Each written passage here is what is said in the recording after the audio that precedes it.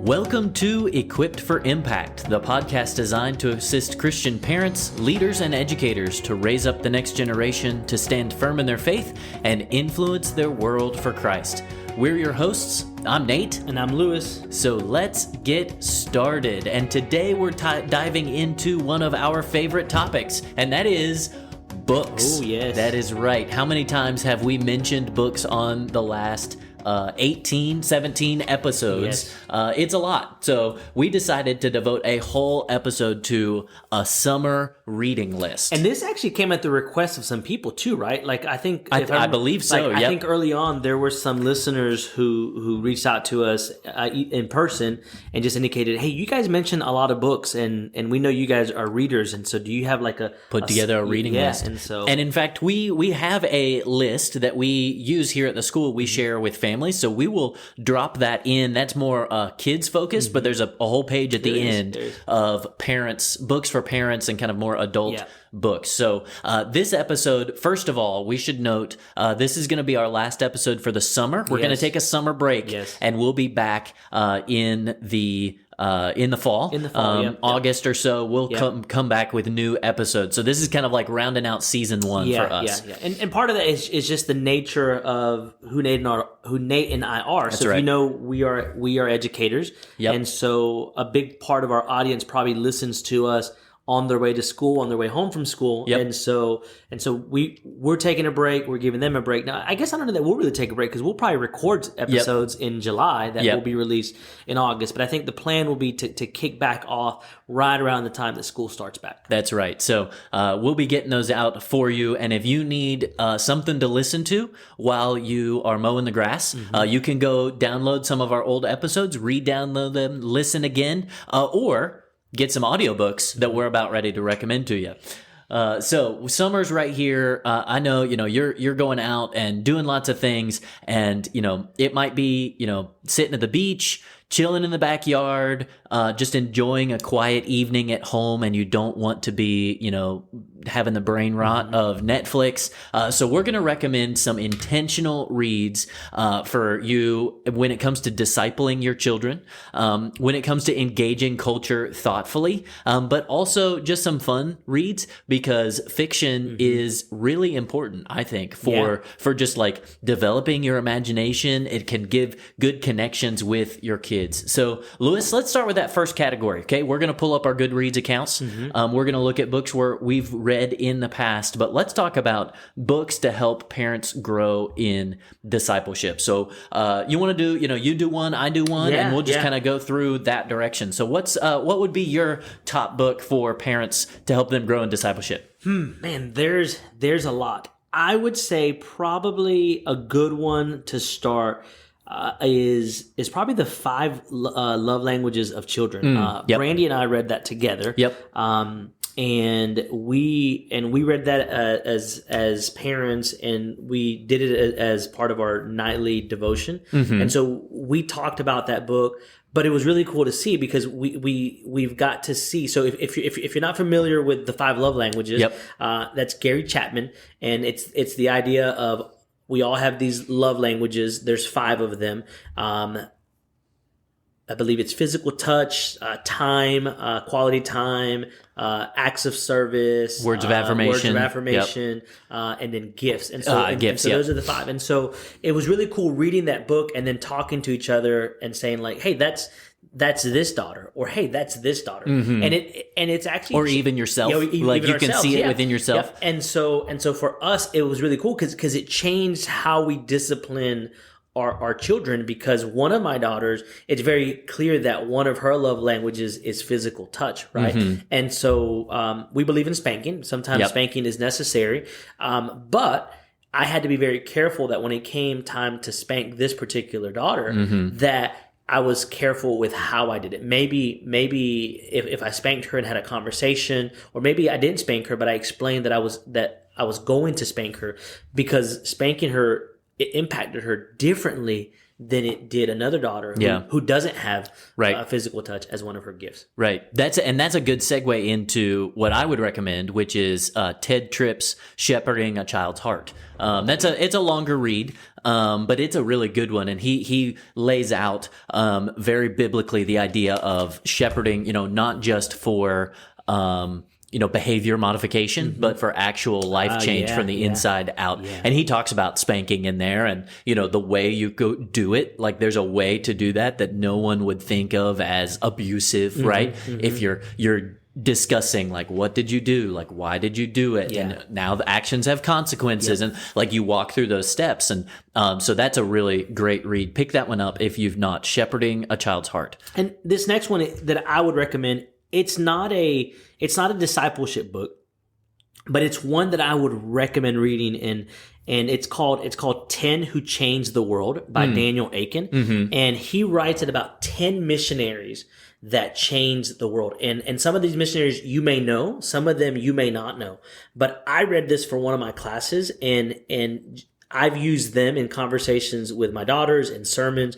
But if you want to introduce your children to missionaries and 10 missionaries who made a big impact for the kingdom of God, you can't go wrong with the 10 Who Changed the World by Daniel Aiken. Awesome. And another one I would throw in there, this is one that will switch categories for us, because it kind of straddles both the discipleship and the engaging culture. But it would be Josh Mulvihill's Biblical Worldview, what it is, why it matters, and how to shape the worldview of the next generation. So that really is, if you're just kind of looking for a crash course, we've used that term, biblical worldview, a lot, but it's a very good crash course on what it is and how you can actually shape the worldview of your child. And so really good. I would say that would be like, if you've never read anything on worldview, that's a good primer to get you started. It has kind of some theory and then moves into the practical side of that. So that's Biblical Worldview by Josh Mulvihill. I've actually never read that book. You've not? I own it.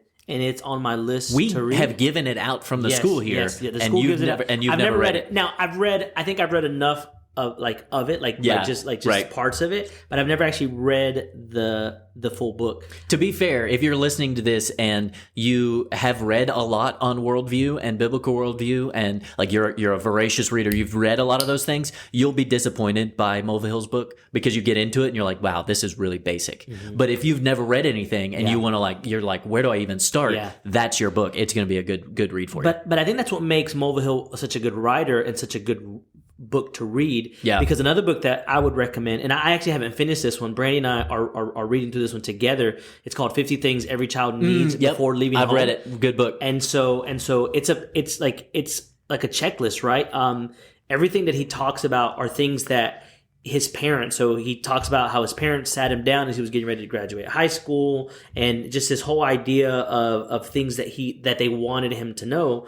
But parents, I would recommend that as a book. It's not even just spiritual things. Yes. It's like very practical things, like small engine repair. Yes. Like, so we changed the oil yesterday on my riding lawnmower. Oh, okay. And so I had my daughters help me and get their hands all greasy and oily. Here, really? So it's just basic things of like changing oil. Like, it's not really that big of a deal, but those are discipleship moments. So it's like, okay, do that, and then we're gonna have fun riding the lawnmower around the house a couple of times, do a couple laps for fun, and but that is one of those things in the 50 things they need to learn. That's impressive, man. I mean, I know I give you a hard time because you don't let your kid order their own food. That is not true. Where do you come up with that idea? I'm kidding. But we do eat breakfast for dinner. But though. I mean, but I mean, the fact that you had them change like oil, that's a big girl move right there. I mean, they, And a riding lawnmower, it's not that hard. No, right? But but it's not a car. Yeah. But it's something. I've never changed oil in a lawnmower. Okay. So I mean, well, there you go. So I mean, like, do you mow your own lawn? I do not. No, okay, I do not. See, that's one of those things. It is. I'm gonna keep mowing my grass. Yes. I love seeing the straight lines as you make progress through the grass. It's just one of those things. It's like therapeutic. So I will do that. We had a lawnmower when we first got married, and we had every intention of mowing our own lawn. Like we didn't want to be one of those people that had somebody do our lawn. But I never did it, and partly it was just because it wasn't something that I enjoyed doing. And it just became one of those things where it was like, would I rather do it or would I rather have somebody else do it? And we had a few people that did it. And so I just never. You never mowed the lawn. I never mowed the lawn. There you go. Yeah. Well, my wife did. She enjoyed it for a little bit, but then she's like, I'm not going to mow the lawn if you're not mowing the lawn. It is highly likely that someone is listening to this recording right now who is currently mowing their grass. That's when I listen to my podcast while I'm mowing the grass. I think another book that would be really good to have, and this would just be to just kind of build off of this idea of worldview. There's 2 books from 2 different authors from 2 different spectrums. Now, these are old books that I read. One is called Radical by Dave Platt. Ooh, yeah. Which is a really good book, and it just talks about living a radical life. Another book, now I want to recommend this one with caution because the book is really good and there's some really good stuff in the book. However, the author is not in line biblically with a lot of my positions, but it's still a good book, and I would encourage you can learn from people that have different perspectives. And the name of that book is called The Irresistible Revolution: Living as an Ordinary Radical, and that book was written by Shane Claiborne. Now, if you're familiar with Shane Claiborne, you know that him and David Platt are on different just lines. But I read both books probably within 6 months of each other, and they're both good books, but I would encourage you to check them out and just kind of along that lines of worldview, changing the culture, engaging the culture. Yep. Kind of another thing, thinking of maybe not that we agree with everything in it, but we've already recommended it several times, and that's Jonathan Haidt's Anxious Generation. Yeah. If you've not read that, it's a thicker book. Be a good one to pick up on audio, but you should read that one if you've not. Just about technology and parenting, and it gets a lot of the social science side of things. But he even says in there he is an atheist. So remember that as you're reading through it, but that would be a good book to pick up. Now, you're probably wondering, like, are these books that I can read with my kids? Maybe. I mean, you might be able to. Some of them you may not be able to. It just may not be.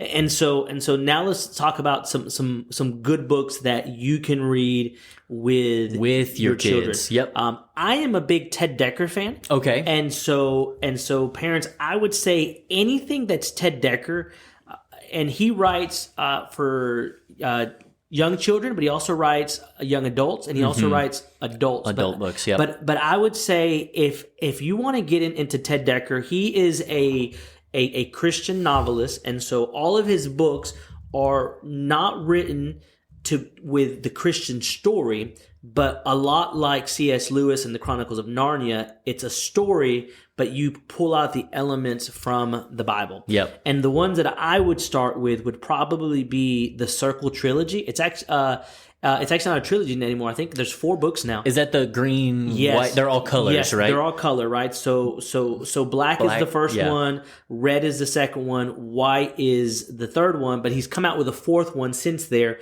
and that one's called green.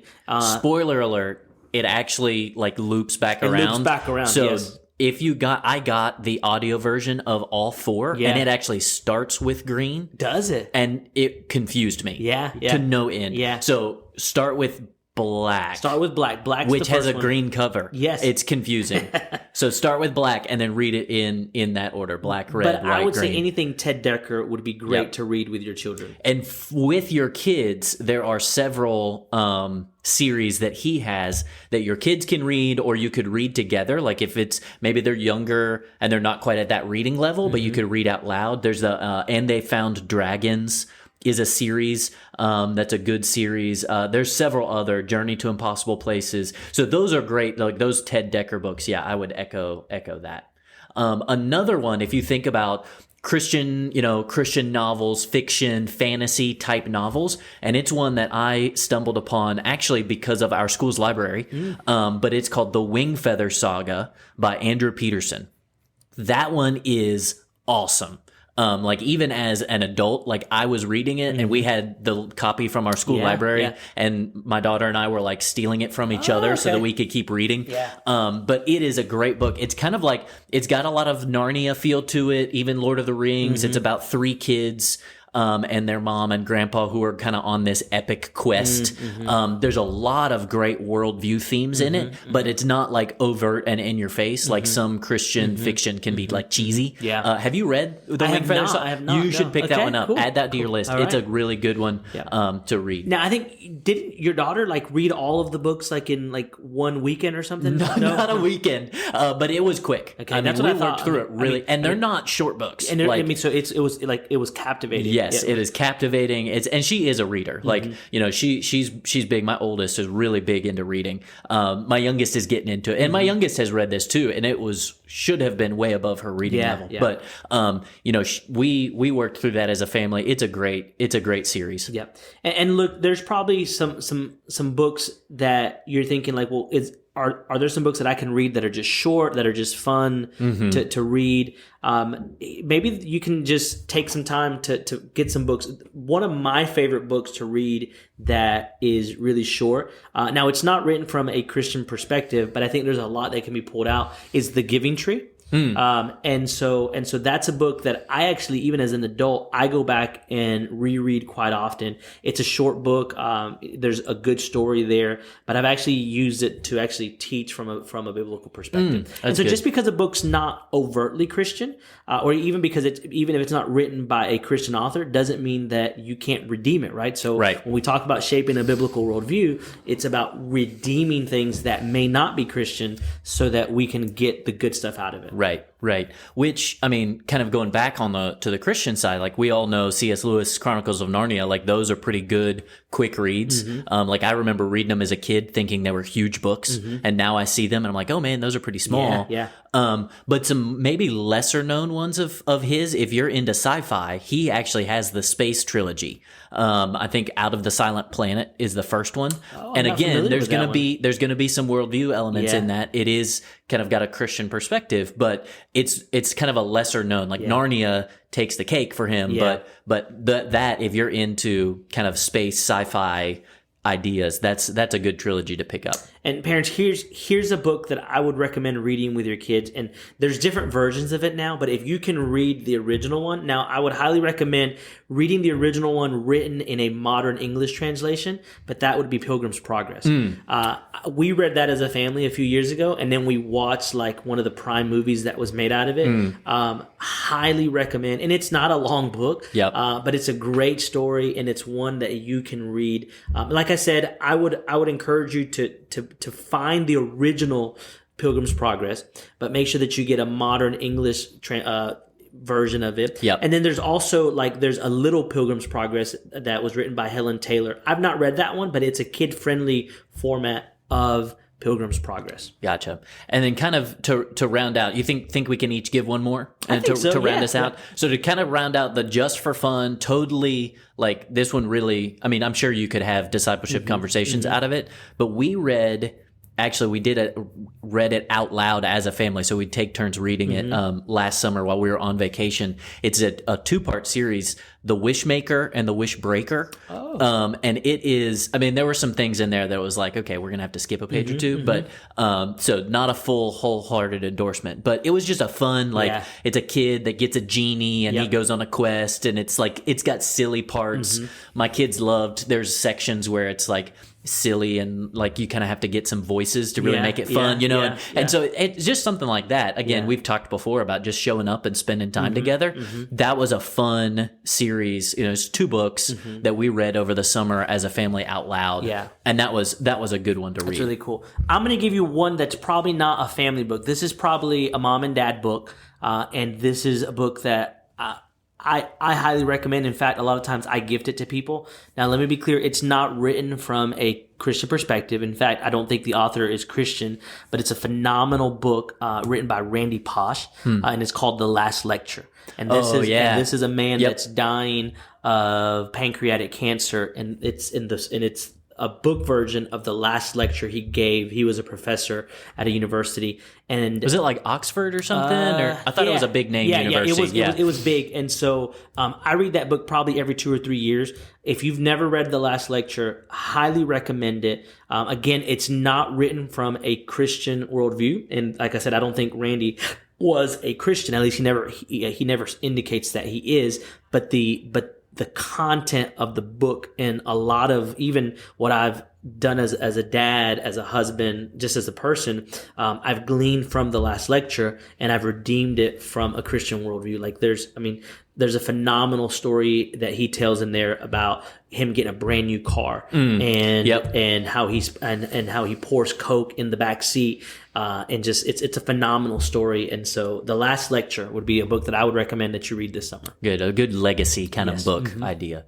Well, as we wrap up, just kind of a couple of tips. Like we just threw a bunch of recommendations to you. We'll link all of those in the show notes. And that'll take me a while to get all those links, but I'll link all of those in the show notes as we go through. But just some practical ideas, right? Summer is a busy time. It doesn't really slow down from the school year, but it's just different. It's a different kind of busy. So just some ideas is like, just schedule your reading time.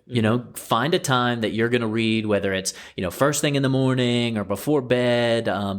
Get audiobooks, get an Audible. They probably have a free, 3 months or something for the summer. Like if you're not on Audible, get it for a little bit and get some of these books, read it in the car on a road trip. Just make it a part of your rhythm over the summer so that you can read some and you can start with some from this list. Yep. And what I would recommend too is keep it simple, right? So maybe choose one book that you read for yourself and one book that you read with your family. Yeah. Don't be like me. I think I was telling Nate before we started recording this episode that I'm reading 20 books right now. Now that sounds really on Goodreads. Like that sounds currently crazy. Reading. But some of those books I'm reading for my classes. Some are for fun. Some books that I read a little bit here or there. So it doesn't have to be crazy. It could just be one, right? Just because we've thrown a lot at you. And there's some really cool apps that you can use to make it fun. Like I use an app called Bookly that I have on my iPhone that lets me track how much I read every day. And so like I can set a goal of reading 15 minutes a day, or how much time I want to read each month. And so and so something like that. And then I think the third part of it is, as you're reading, ask your kids what stood out to you. Yep. These are discipleship opportunities. Absolutely. Yeah. What do you think this character learned? How does this point us to God? I didn't even touch on my favorite book series, but I'm a big fan of The Giver by Lois Lowry. And so there's a whole series there, but again, not a Christian book, but one that I've read me. And if I were to read it with my children, it would be books that I would ask questions like, what stood out to you? What do you think this character learned? How does this point us to God? Yeah, so that's great. Well, hopefully, that's an encouragement to you guys. You got something as we press pause on the podcast, not literally, please, you finish this episode. Right, but we press pause for the summer. Like, you've got something to read to keep you going, maybe some audiobooks to keep it. But remember, even the books you read, like with your family, that's discipleship. That is formation. And it's a way that we can make sure that we are equipped for impact to help disciple our children. So if you've got some books that you want to recommend, shoot us an email, podcast@wayneschristian.org. We'd love to hear it. We'll share them. Maybe we'll read them. Maybe we'll give you a shout out on the next episode when we come back in August. And as we wind down for the summer, thank you everybody that's listened to our podcast. Yes. So whether you've only listened to one episode or whether you've listened to all 18, we have enjoyed doing them, and we're going to keep doing them during the summer. And we'll hopefully come out with some new content for you as we come back in August. It's been a lot of fun. Yeah, that's right. And if you enjoyed it, please give us a rating, a review, wherever you listen to these. That will help these get promoted within the secret magic of the algorithms of wherever it is, Apple Podcasts, Spotify, Amazon Music, a couple of you on Audible. We see that. We see you listening on Audible. But, like it, review it, whatever. Share it with other parents who would find these resources helpful. If they find it, they've got a whole 18 episodes to listen to before we kick back off in August. So be sure to hit that subscribe so you don't miss when we relaunch for our next season in August. And thanks for joining us today. Until next time, keep leading the next generation to stand firm in their faith and influence the world for Christ.